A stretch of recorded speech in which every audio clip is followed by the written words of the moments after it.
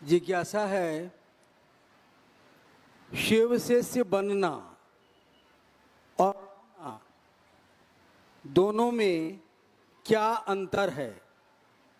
साहब कहते हैं कि शिव शिष्य होकर व्यक्ति के लौकिक पारलौकिक मनोरथ स्वतः पूर्ण होते हैं। कृपया समझाया जाए।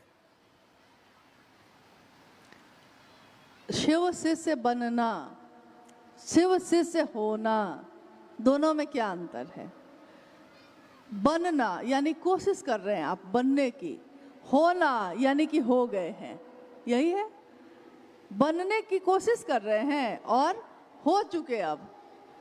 यानी कि कभी कभी आपने देखा होगा कि हाँ वो जाने वाला है स्कूल, बच्चा मेरा, यानी विद्यार्थी बनने वाला है, बना नहीं है। जिस दिन स्कूल जाने लगता है तो कहते हैं कि विद्यार्थी बन गया, यानी स्कूल अब जाने लगा। पहले तो जाने की तैयारी कर रहा था, कोशिश कर रहा था, एडमिशन होगा तब ना, क्लास शुरू होगा तब ना, जाने लगा। शिव से बनना यानी बनने की कोशिश करना। कोशिश करने के लिए हम सहारा लेते हैं। कोई काम करने की कोशिश जब करते हैं तो उसके लिए कुछ मदद लेते हैं, दूसरों से मदद लेते हैं, खुद इच्छा करते हैं, खुद ज्ञान लेते हैं, उस पर क्रिया करते हैं, तब हम उस स्थिति में पहुंच पाते हैं। और जिस दिन हमारा मन महादेव पे टिक जाता है, यानी अगर एक थर्मामीटर हम शरीर में लगाते हैं अपना बुखार देखने के लिए, बुखार कितना है शरीर में। साहब श्री ने कहा कि शिव शिष्यों के लिए ये भी एक थर्मामीटर है कि आप शिव शिष्य हुए कि नहीं हुए, बने कि नहीं, हो गए हैं कि नहीं। इसके लिए उन्होंने एक कहा कि ये भी मन में अपने थर्मामीटर लगा लीजिए कि अगर आपका मन 24 घंटे में, दिन और रात, 12 घंटा दिन 12 घंटा रात, 24 घंटे में आपका मन अगर महादेव पे बार बार टिकता है, फिर भटक जाता है, फिर टिकता है, फिर भटक जाता है, फिर काम आ गया, प्रणाम करने भी बैठे मन भटक गया, दया भी मांग रहे हैं मन भटक गया, महादेव की बात भी कर रहे हैं तब तक कोई आ गया, बीच में रुक गया। यानी अगर सब मिला के, हर मिनट को मिलाकर भी अगर 4 घंटे भी आपके 24 घंटे में ऐसे हैं जब आपको महादेव बार बार याद आ रहे हैं, तो इसका अर्थ है कि आप शिव शिष्य हो गए। क्योंकि बिना पत्नी हुए पति की याद नहीं आती है, बिना माँ बने पुत्र की याद नहीं आती है, बन गए तब न याद आती है, बनने की कोशिश में थोड़े याद आती है। तो हो गए, और जब हो जाते हैं तो जिज्ञासा है कि लौकिक और पारलौकिक मनोरथ स्वतः सिद्ध होते हैं। लौकिक मनोरथ किसी व्यक्ति के क्या क्या हो सकते हैं। पैसा, घर, कपड़ा, मतलब रोटी कपड़ा मकान जिसको कहा गया, इसी में सारी चीज़ें आ जाती हैं। रोटी के लिए कमाना पड़ता है, जुटाना पड़ता है, सारी चीज़ें उसी में आ गई।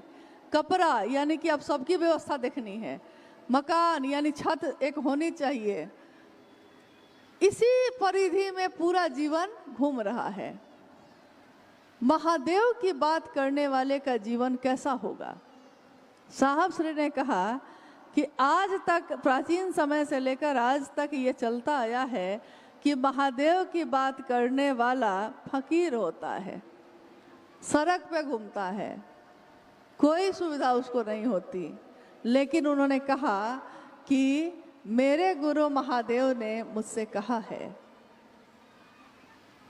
कि जो शिव की बात करेगा, जो इस रास्ते पे चलेगा, उसकी जरूरत की पूर्ति तो मैं करूंगा। जरूरत, इंसान की जरूरत कितनी है, बात तो मुद्दा सारा आके यहीं पे टिक जाता है। जरूरत की पूर्ति मैं करूंगा, लेकिन फुटाने का कोई गारंटी नहीं है।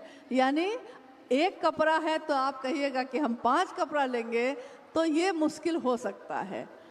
एक छत है, आप कहेंगे हम 4 मकान खरीदेंगे, हो सकता है ये पूरा नहीं हो भी सकता है, नहीं भी हो सकता है। रहिएगा तो एक ही मकान में ना, पहनिएगा तो एक ही कपड़ा ना एक बार में, खाइएगा तो रोटी ही ना। यहाँ रहने वाला अगर कोई भूजा बेच रहा है वो भी रोटी ही खाता है, और बड़ी बड़ी बिल्डिंग में रहने वाला कोई है वो भी रोटी ही खाता है, सोना चांदी नहीं खा सकता आदमी, यानी रोटी। इसकी जरूरत पूरी हो जाएगी। लौकिक कामनाएं, पारलौकिक यानी शिव से मिलने की बेचैनी, मिलने की तरफ, हम महादेव से मिल सकें, महादेव मेरे हो जाए, हम उनके हो जाएं, इसकी तरफ, इसकी बेचैनी, ये भी पूरी होती है। दोनों कामनाएं पूर्ण होती हैं। लेकिन अगर आपका मन किसी को प्रेम कर बैठता है, विचार से भाव में जाता है, भाव से प्रेम में जाता है, प्रेम कर बैठता है। प्रेम एक ऐसा शब्द है, एक ऐसी भावना है जो किसी से एक क्षण में हो जाती है और किसी से सालों साल में भी नहीं होती। कितने पति पत्नी हैं, पूरा जीवन बिता दिया उन्होंने। अब आप कहिए कि महादेव को हम कैसे जाने। हम एक उदाहरण हम लोग लेते हैं। पति और पत्नी से ज़्यादा नज़दीक का रिश्ता शरीर से किसी से नहीं होता, लेकिन पत्नी पति के उसी रूप को देख पाती है जितना वो दिखा पाता है, दिखाना चाहता है। पति भी पत्नी के उतने ही चीज़ को जान पाता है जितना वो दिखाती है, लेकिन उसके मन में क्या चलता है, वो अभी सुखी है कि दुखी है, उसका मन अभी पीड़ा में है कि वो हंस रही है, ये वो भी नहीं जान पाता, क्योंकि मन से मन का मिलन हुआ ही नहीं। तो सालों साल क्या, पूरा जीवन बिता दिया आपने उस रिश्ते के साथ, लेकिन पत्नी की पीड़ा आप नहीं समझ पाए और पति की परेशानी पत्नी नहीं समझ पाई। साथ तो है। जिस बच्चे को जन्म दिया है आपने, आप ही के शरीर से पैदा हुआ है वो, लेकिन उस बच्चे को क्या पीड़ा है माँ नहीं समझ पाती। आभास होता है उसको, लेकिन वो न बताए तो पता भी नहीं चलता। वो हंसता रहता है, माँ सोचती है खुश है, प्रसन्न है। गांव से फोन आता है, ठीक है ना आप कहते हैं अरे हमको क्या दिक्कत है, लेकिन उसको नहीं पता कि उस समय वो व्यक्ति फुटपाथ पे खड़ा होके कड़ी धूप में भूजा बेच रहा है, उसको नहीं पता, क्योंकि फ़ोन पे तो उसने कहा है कि मैं बिल्कुल ठीक हूँ, अरे मुझको क्या हुआ है, अभी अभी पैसा भेजूंगा तुमको, किसको पता। तो मन से मन का मिलन ना हो तो किसी भी रिश्ते का कोई फायदा नहीं। हाँ, जीवन गुजार सकते हैं हम लोग, साथ रहने का भ्रम है। एक व्यक्ति ने साहब से पूछा एक बार, आपको कैसे मालूम है कि महादेव से आपका मन प्रेम करता है, महादेव आपसे प्रेम करते हैं, साहब आपको कैसे पता ये। साहब ने कहा कि तुमको कैसे पता है कि तुम्हारी पत्नी प्रेम करती है, तुमको नहीं पता, ये तो वही बता सकती है। भ्रम है ना कि प्रेम करती है, हर आदमी भ्रम में खुश है। तो अगर मुझको भ्रम है कि महादेव से मुझको प्रेम है, महादेव भी मुझको चाहते हैं, ये भ्रम ही अगर है तो इस भ्रम में मैं खुश तो हूँ भाई, आनंदित तो हूँ, लेकिन ये भ्रम नहीं है। ये सारे भ्रम जब टूटते हैं तो महादेव का आभास होता है, एहसास होता है। तो लौकिक पारलौकिक सारे मनोरथ सिद्ध होते हैं। आप उसके बाद और कुछ चाहिएगा तब ना। चाहा उमा ने वरहूँ शंभु नहीं तो रहूं कुंवारी, वरन करेंगे शिव का नहीं तो कुंवारे ही रहेंगे। चाहा भवानी ने प्रथम शिष्या शिव की, शिव आदि गुरु हैं तो प्रथम शिष्या भवानी को कहा गया, यानी भगवती उनकी शक्ति।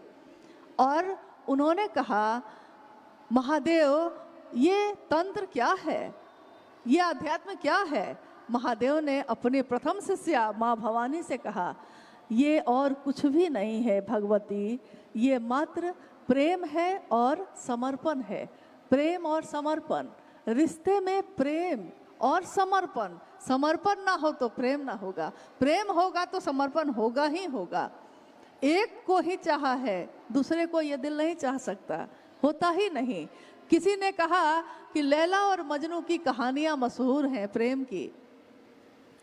अब लैला अच्छी है कि बुरी है, मजनू को लोग समझा रहे हैं, मजनू से कह रहे हैं कि और भी महिलाएं हैं बहुत अच्छी हैं, तू तुम उनसे भी मोहब्बत कर सकते हो।